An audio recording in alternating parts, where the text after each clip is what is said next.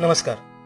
मी गणित मित्र वैभव शांताराम शिंदे आपल्या सर्वांचं सहर्ष स्वागत करतो.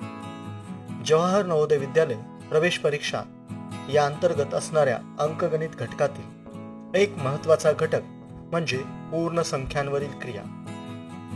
पूर्ण संख्यांवरील क्रिया या संदर्भात विस्तृत नोट्स वाचण्यासाठी तुम्ही आपल्या www.ganitmitra.com या वेबसाईटला नक्की भेट देऊ शकता.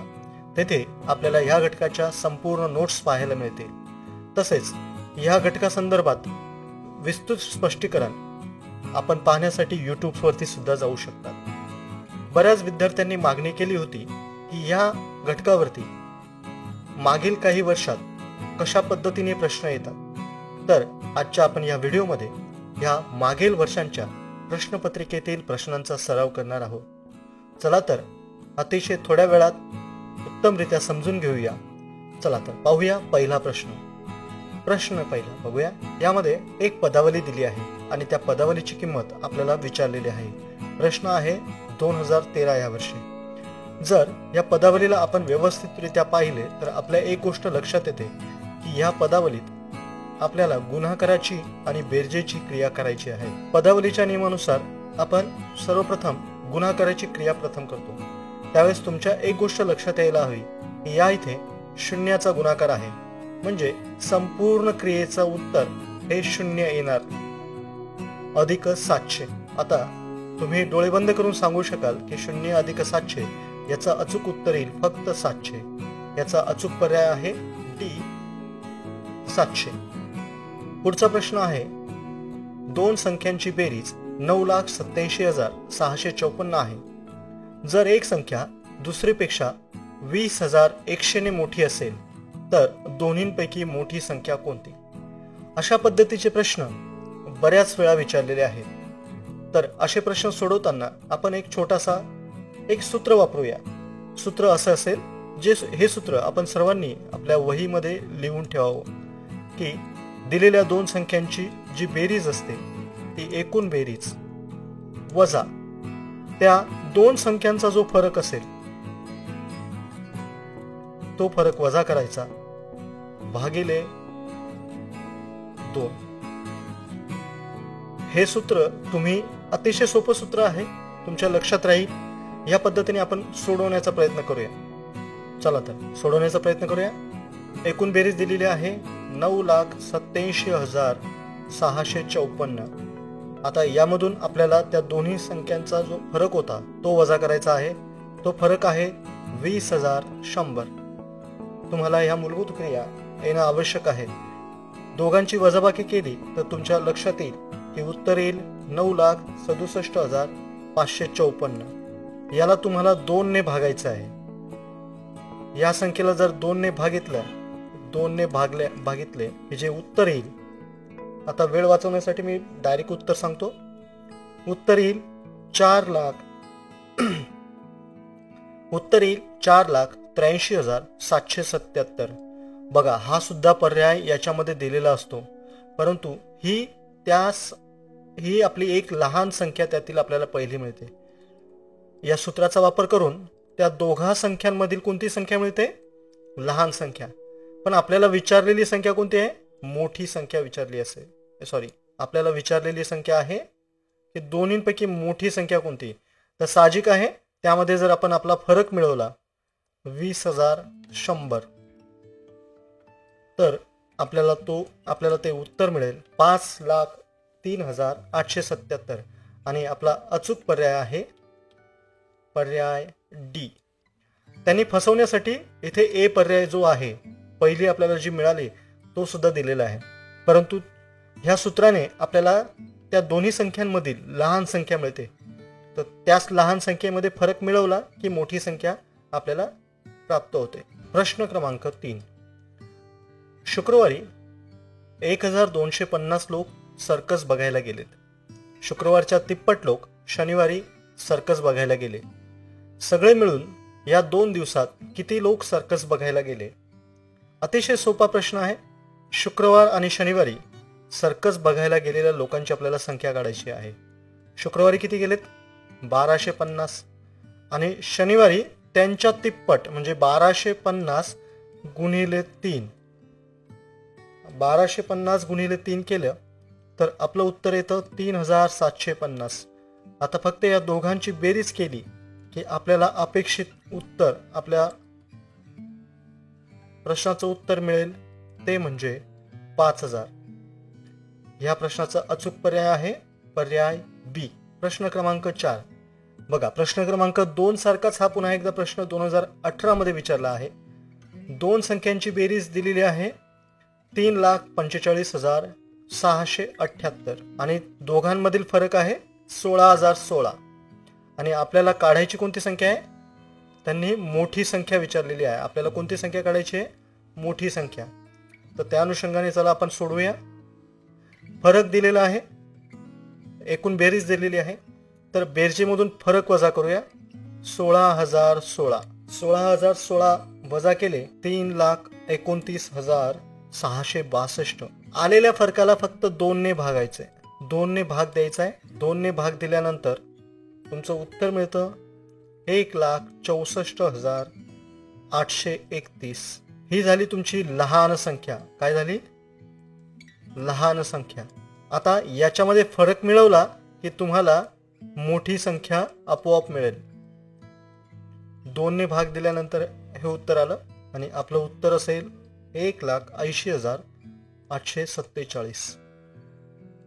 आपला अचूक पर्याय पर्याय क्रमांक सी. त्यांनी लहान संख्या सुद्धा इथे त्यांनी दाखवलेली असते, पण आपल्याला मोठ्यात मोठी संख्या काढायची आहे, त्या अनुषंगाने आपलं लक्ष असायला हवं. प्रश्न क्रमांक 5 त्याच धर्तीवरती आधारित हा प्रश्न आहे की दोन संख्यांची बेरीज 1,25,600 आहे. एक संख्या दुसरीपेक्षा 14,400 ने कमी असेल तर संख्या कोणती? बघा, कमी असेल, मोठी असेल किंवा फरक असेल याचा अर्थ तो दोघांमधील फरक आहे, डिफरन्स आहे. आता आपल्याला लहान संख्या विचारलेली आहे म्हणजे आपल्याला फक्त आपलं सूत्र वापरून आपल्याला लहान संख्या मिळते. पुन्हा एकदा मी सूत्र इथे लिहून देतो, तुम्ही वहीमध्ये लिहून घेऊ शकतात. दोन्ही संख्यांची बेरीज जी आपल्याला त्यांनी दिलेली आहे त्यातून आपल्याला संख्यांमधील जो फरक दिलाय तो वजा करायचा आहे. हे सूत्र खूप कामी पडतं आपल्याला. भागिले 2 अशा पद्धतीने तुम्ही त्या दोन्ही संख्यांमधील लहान संख्या मिळवू शकतात. चला तर आपण बघूया एकदा. 1,25,600 वजा कितीचा डिफरन्स आहे? 14,400. वजाबाकी केली 1,11,200. या 1,11,200 ला 2 ने भाग दिला तर आपल्याला आपली जी लहान संख्या आहे, आपल्याला लहान संख्या काढायची आहे, ती लहान संख्या आपल्याला मिळेल आणि त्याचं उत्तर असेल 55,600. पर्याय क्रमांक सी. बघा किती सोप्या पद्धतीने आपण हा प्रश्न समजून घेतलाय. पुढे जाऊया. 2019 साली विचारलेला हा प्रश्न बघूया की 3, 4 आणि 5, 6 ह्या 4 संख्यांनी निशेष भाग जाणाऱ्या संख्या आपल्याला कोणती संख्या जाईल निशेष भाग ती शोधायची आहे दिलेल्या पर्यायामधून. पर्याय आपल्याला दिलेले आहेत. तर पहिल्यांदा जर तुम्ही 3 ची कसोटी आपण बघूया. या सगळ्यांच्या कसोटीमधून आपण ती संख्या शोधून काढायची आहे. अशा वेळेस मी तुम्हाला एक सजेशन असं देईल की आपण बाद पद्धतीने वापरूया. ज्यामध्ये जे पर्याय चुकीचे असतील ते बाहेर काढूया. पहिल्यांदा 3 ची कसोटी काय सांगते की दिलेल्या संख्येमधील अंकांच्या बेरजेला जर 3 ने भाग गेला तर त्या संख्येला 3 ने भाग जातो. आता इथे जर बघितलं 3 आणि 6 9, 3 ने भाग जातो. 6 0 6 भाग जातो. 8 आणि 0 8ला 3 ने भाग जात नाही म्हणजे हा पर्याय इथे बंद होतो. हा पर्याय आपल्याला बाद करता येतो. आता आपल्या समोर फक्त 3 पर्याय आहेत. 90 ला सुद्धा 3 ने भाग जातो. 30 90. आता बघूया 4 ची कसोटी. त्याच्या आधी 5 ची कसोटी मी तुम्हाला सोपी कसोटी आहे की ज्यांच्या एकक स्थानी 0 आणि 5 असेल त्या संख्येला 5 ने भाग जातो. तुमच्या एक गोष्ट लक्षात येईल की 36 या संख्येच्या एकक स्थानी 6 आहे म्हणजे इथे सुद्धा 5 ने भाग जाणार नाही म्हणजे तुमचे 2 पर्याय इथे संपुष्टात येतात. आता उरलेत फक्त कोणकोणते संख्या? एक 4ची कसोटी चेक करायची आहे आणि एक 6ची कसोटी. जर तुम्हाला पाढे व्यवस्थित येत असतील तर 6च्या कसोटीमध्ये 6 10 60 आणि 15 सक 90 ह्या दोन्ही संख्यांना 6 ने भाग जातो. फक्त आपल्याला राहिली आता 4ची कसोटी. 4ची कसोटी काय सांगते की दशक आणि एकक स्थान या मिळून तयार होणाऱ्या संख्येला 4 ने निशेष भाग जात असेल तर त्या संख्येला 4 ने भाग जातो. आता हे दोघेही दशक एककच आहेत म्हणून आपला प्रत्यक्ष भाग देण्याच हा एकमेव पर्याय आहे. तरी तुमच्या लक्षात येईल की 15 चोक 60 याला 4 ने भाग जातो, मात्र 90 या संख्येला 4 ने भाग जात नाही, तिथे बाकी उरते. याचा अर्थ हा सुद्धा पर्याय चुकीचा आहे आणि आपला अचूक पर्याय आहे बी 60. चला पुढचा प्रश्न बघूया. प्रश्न क्रमांक 7. प्रश्न क्रमांक 7 यामध्ये पुढीलपैकी कोणत्या संख्येला 18 ने भाग जातो? जवाहर नवोदय विद्यालय 2018 मध्ये हा प्रश्न विचारलेला आहे. विद्यार्थी मित्रांनो, तुम्हाला ह्या सर्व कसोट्या 2ची कसोटी, 3ची कसोटी, 4, 5, 6, 7, 8, 9, 10, 11, 12, 18 या सर्व संख्यांच्या कसोट्या जर तुम्हाला पाहिजे असतील तर तुम्ही www.ganitmitra च्या वेबसाईटला भेट देऊन तिथे पूर्ण संख्यांवरील ज्या क्रिया आहेत त्या क्रियांच्या नोट्स पाहू शकतात. मी तुम्हाला डिस्क्रिप्शनमध्ये खाली कमेंट्समध्ये सुद्धा ह्या पूर्ण संख्यांवरील पाठाची नोट्सची लिंक शेअर करतोय.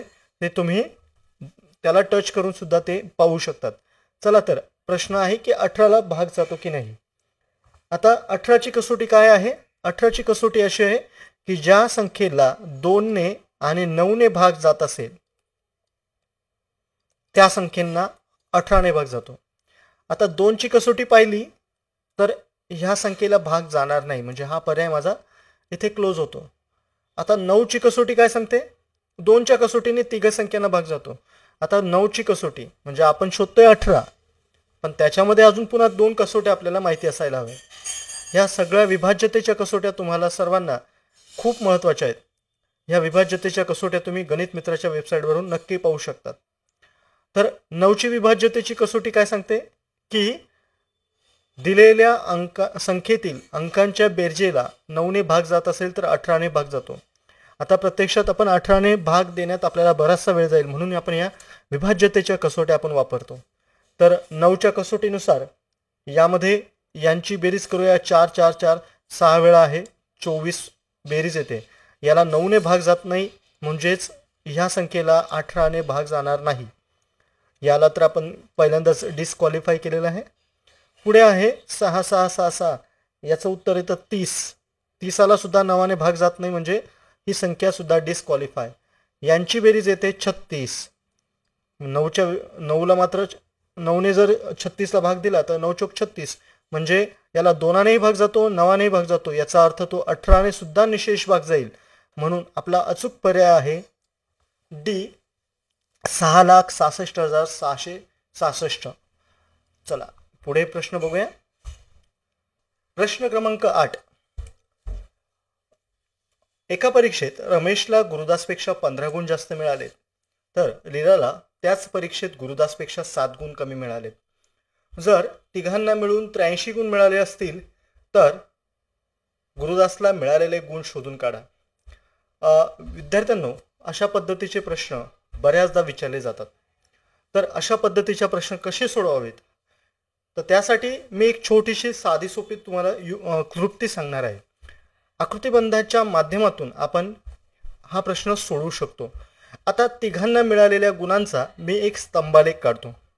तिघांचे गुण एका स्तंभालेखाच्या माध्यमातून मी ते मांडण्याचा प्रयत्न करतो आणि ही जी त्यांनी सिच्युएशन दिलेली आहे ती सिच्युएशन समजून घेण्याचा प्रयत्न करतो आणि मला या पद्धतीने हे उत्तर सहज मिळेल. स्तंभालेख म्हणजे काय, तर कोणत्या विद्यार्थ्याला किती गुण मिळालेत आणि कोणापेक्षा जास्त गुण मिळालेत मी हे एका आकृतीच्या माध्यमातून काढेल. आता रमेशला गुरुदासपेक्षा 15 गुण जास्त आहेत, म्हणजे रमेशला एवढे गुण आहेत तर गुरुदासला त्याच्यापेक्षा 15 गुण कमी असणार, म्हणजे गुरुदासचा स्तंभालेख रमेशपेक्षा गुणांपेक्षा 15 गुणांनी कमी असेल, आपण अंदाजे असं समजूया की हे कमी गुण म्हणजे एवढे आहेत. हा दिलेला दुसरा स्तंभालेख असेल, तो आहे गुरुदासचा. गुरुदास. आता रमेशला त्याच्यापेक्षा किती गुण जास्त मिळालेत? 15 गुण जास्त मिळालेले आहेत. 15. आता तिसरा आहे लीला. लीलाला त्याच परीक्षेत गुरुदासपेक्षा 7 गुण कमी मिळालेत. म्हणजे लीलाचा स्तंभालेख अजून गुरुदासपेक्षा 7 गुणांनी कमी असणार आहेत. मी आता 7 गुणांनी अंदाजे त्या पद्धतीने मांडतो की लीलाला साधारणतः एवढे गुण मिळालेत असं आपण समजूया. हे लीलाचे गुण. आता गुरुदास आणि लीला यांच्या स्तंभांची जर उंची तुलना केली तर गुरुदासला 7 गुण जास्त आहेत. आता लीलाच्या गुणांच्या तुलनेने रमेशच्या गुणांची जर तुलना केली तर अजून आपल्याला इथे 7 गुण वाढवावे लागतील.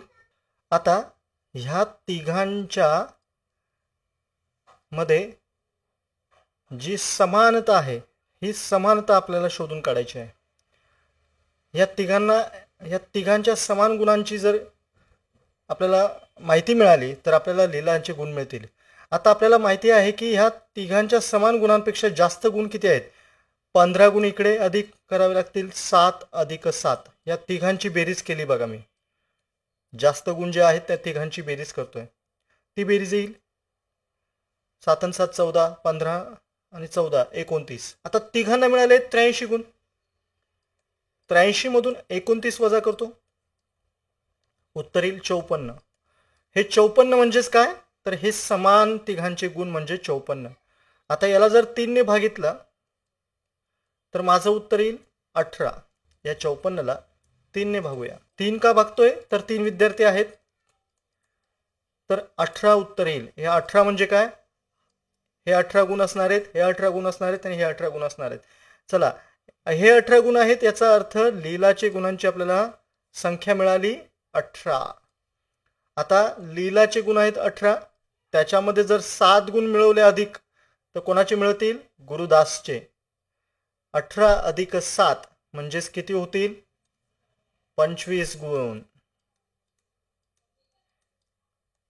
हे 18 गुण आणि अजून 25 मध्ये 15 मिळवलेत, हे 15 गुण, तर मिळतील आपल्याला रमेशचे 40 गुण. आता आपल्याला प्रश्नामध्ये शोधायचे आहेत गुरुदासचे गुण. म्हणजे बघा, खूप मोठी आकडेमोड करायची गरज नाही, अतिशय सोपी पद्धत आहे. तिघांचा स्तंभालेख मांडा, कोणाला कोणापेक्षा जास्त गुण मिळालेत हे शोधून काढूया. जास्त गुण मिळालेले सर्वांची बेरीज करूया, ती मिळालेल्या गुणांमधून वजा करूया आणि भागिले 3 केलं तर आपल्याला त्याचं उत्तर मिळेल.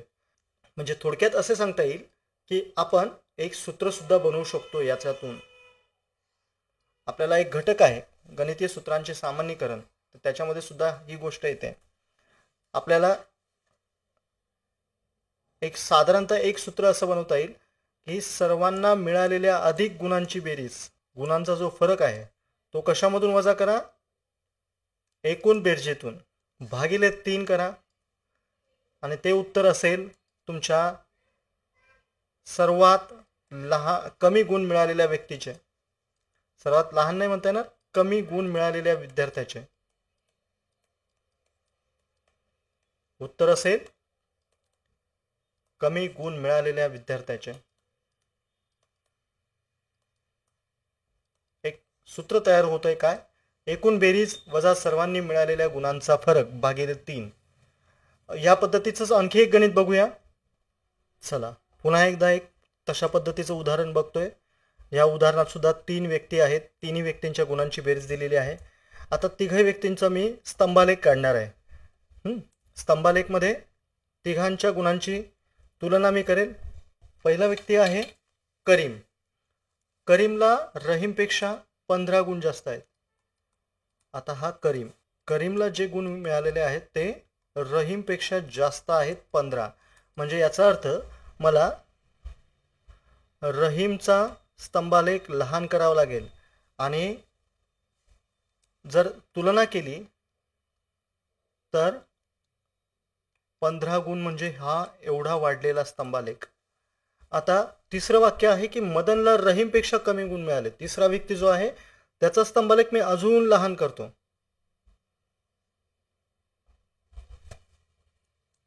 हा तिसरा व्यक्ती कोण आहे? मदन. मदनला तुलना जर केली तर रहीमपेक्षा 10 गुण जास्त मिळाले. त्याचा अर्थ रहीमला जास्त 10 गुण मिळालेत. आणि मदन आणि करीमची जर बेरीज केली तर इथे पुन्हा आणखी 10 गुण करीमला जास्त आहेत. म्हणजे करीमला मदनपेक्षा 25 गुण जास्त आहेत.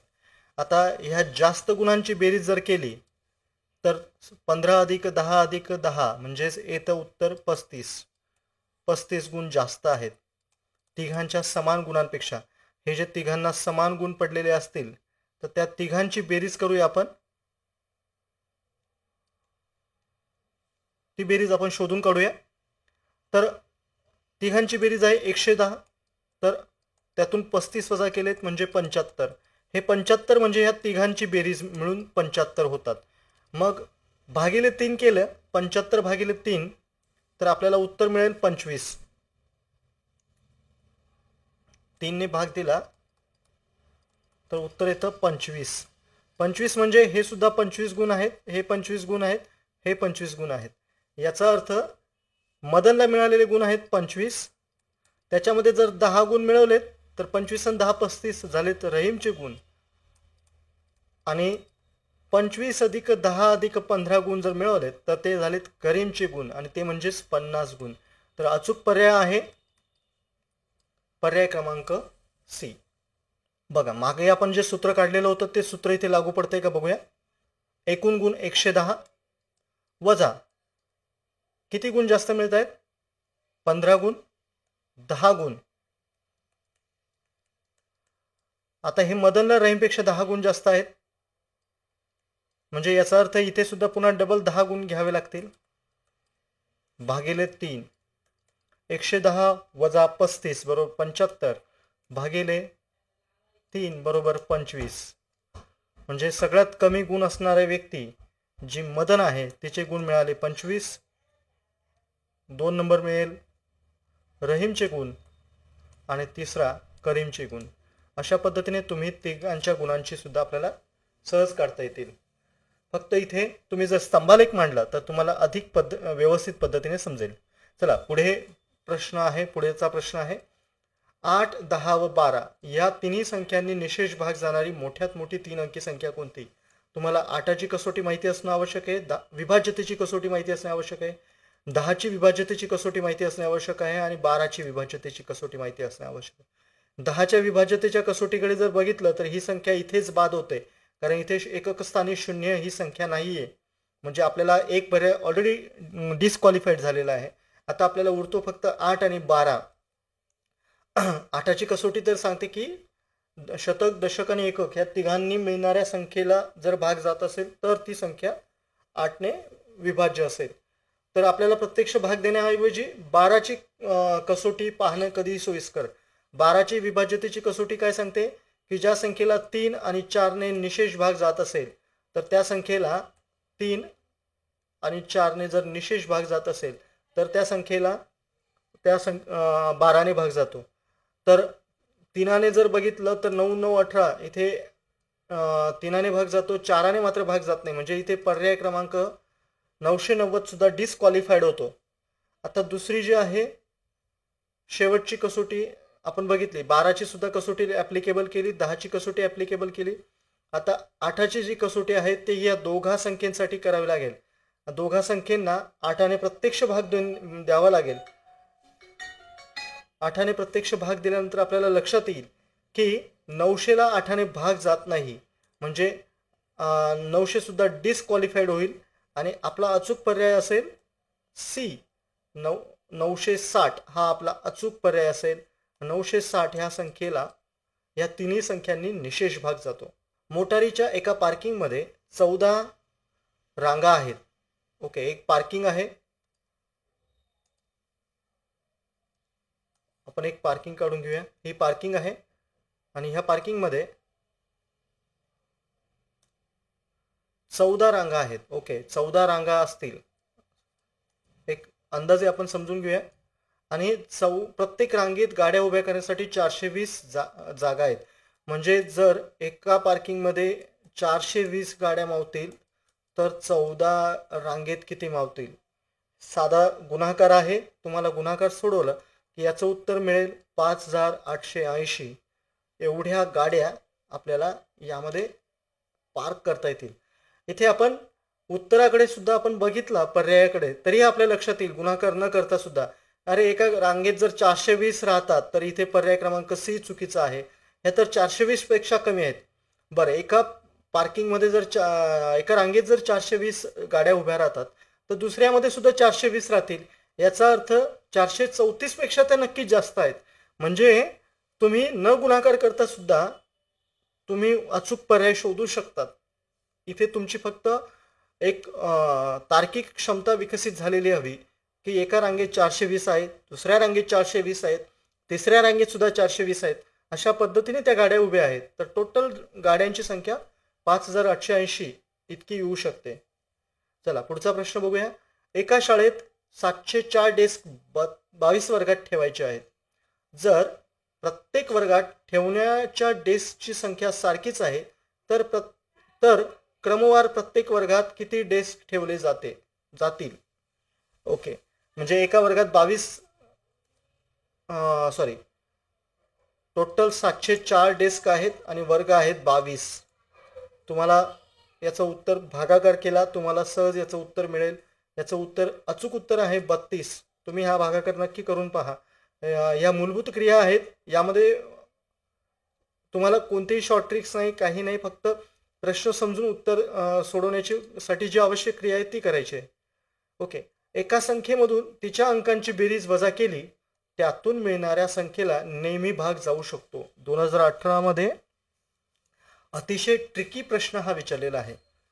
समजून घेऊया हा प्रश्न की एक संख्या आणि त्या संख्येमधून तिच्या अंकांची बेरीज, म्हणजे साधारणतः कोणतीही संख्या घेऊया, 92 ही संख्या आहे. तिच्या अंकांची बेरीज वजा केली म्हणजे याच्यामध्ये पुन्हा या दोघांची बेरीज 11 येईल. 92 मधून 11 वजा केलेत. बघूया, 11 वजा करूया, उत्तर येतं 81. आता 81 ला कशाने भाग जातो? 2ने तर नाही जात, म्हणजे हा पण चुकीचा पर्याय वाटतो. 5ने पण नाही जाऊ शकत, 8ने पण नाही जाऊ शकत. हा, 9 9 81. आपण पुन्हा एक पडताळा घेऊया. दुसरी एखादी संख्या घेऊया, 35. सोपी. 35 या संख्येच्या अंकांची बेरीज होईल 8. 35 मधून 8 वजा करूया, उत्तर येईल 27. अरे 27 ला सुद्धा 9ने भाग जातो. याचा अर्थ की अशी जी संख्या आहे ती संख्या म्हणजे 9. आपला अचूक पर्याय आहे 9. 2021 साली प्रश्न विचारला आहे. एका क्रिकेट खेळाडूच्या 24 इनिंगच्या धावांची सरासरी आहे 28. 25व्या इनिंगमध्ये किती धावा केल्यास त्याची सरासरी 29 होईल? ओके, छान प्रश्न विचारलेला आहे. 24 इनिंग्ज आहेत, त्यांची सरासरी झाली आहे 28. आता हा गुणाकार केला तर याचं उत्तर येईल 672. आता 25व्या धावात जर 29 ची सरासरी आवश्यक असेल तर माझी टोटल व्हायला हवी 725. जेव्हा 725 धावा होतील तेव्हा 25 इनिंगमध्ये त्यांची सरासरी 29 ची होईल. आता ह्या दोघांमधला जर डिफरन्स काढला 725 वजा 672 तो आहे 53 धावांचा. म्हणजे उत्तर तुम्हाला मिळालंय की मला त्या 25व्या इनिंगमध्ये 53 धावा काढाव्या लागतील. असा प्रश्न सोडवताना काहीही गोंधळ न करता दिलेला प्रश्न समजून घ्या, तो व्यवस्थित मांडा, तुम्हाला सहज उत्तर मिळेल. पुढचा प्रश्न बघूया. एका पेटीत 36 गोळ्या आहेत, अशा 128 पेट्या बांधलेल्या आहेत. चला, 128 पेट्या आहेत आणि प्रत्येक पेटीमध्ये 36 गोळ्या आहेत. जर एका पेटीत 4 गोळ्या कमी भरल्या तर तितक्याच गोळ्या भरायला लागणाऱ्या पेट्या किती? आता एकात 36 होत्या, आता 32 करायचे आहेत. आता किती गोळ्या करायच्या आहेत? 32. तर पहिल्यांदा आपल्याला एकूण गोळ्या किती होत्या त्या बघूया. 128 गुणिले 36 केलं तर 4608. आता 4608 ला आपल्याला 32 ने भागावं लागेल, तेव्हा आपल्याला उत्तर मिळेल. किती पेट्या भरल्या जातील? 144 पेट्या भराव्या लागतील. म्हणजे आपला अचूक पर्याय आहे पर्याय क्रमांक बी. पुढचा प्रश्न आहे. जर 3 क्रमिक संख्यांची बेरीज 15 आहे तर मधल्या संख्येचा वर्ग किती आहे? 3 संख्या दिलेल्या आहेत आणि तीनही क्रमिक क्रमिक म्हणजे क्रमवार एकापाठोपाठ येणाऱ्या संख्या, त्यांची बेरीज आहे 15. अशा वेळेस जर 3 क्रमिक संख्यांची बेरीज दिली असेल तर मधली संख्या शोधून काढायची असेल तर सरळ त्या संख्येला भाग द्यायचा 3ने, तर आपल्याला मधली संख्या मिळेल 5. बघा, याच्या आधीची संख्या असेल 4, पुढची असेल 5 आणि 6, तिघांची बेरीज जर केली तर 15 उत्तर येतं. बघा, आता मधली संख्या मिळाली 5, 5चा वर्ग आहे 25. आपला अचूक पर्याय आहे बी. अशा पद्धतीने विद्यार्थी मित्रो, आज आपण पूर्ण संख्या यावरील काही महत्त्वाचे गणित पाहिले. ते कशा पद्धतीने सोडवायचे ही गोष्ट जाणून घेतली. तुम्हाला हे प्रश्न सोडवण्यासाठी सर्वात महत्त्वाची गोष्ट की तुमच्या मूलभूत क्रिया तुम्हाला येणं आवश्यक आहे. गुणाकार भागाकार तुम्ही जितक्या उत्तम आणि जलद रीतीने सोडवाल तितके हे तुम्हाला लवकर प्रश्न सोडवता येतील. आपण अजून असे काही नवनवीन गणिते बघूया जे मागील काही प्रश्नपत्रिकेमध्ये असतील. तुम्हाला काही अडचण असेल तर तुम्ही खाली कमेंट्स बॉक्समध्ये तुमचे प्रश्न पाठवा. तुम्हाला ते प्रश्नांची उत्तरे नक्कीच मिळतील. धन्यवाद.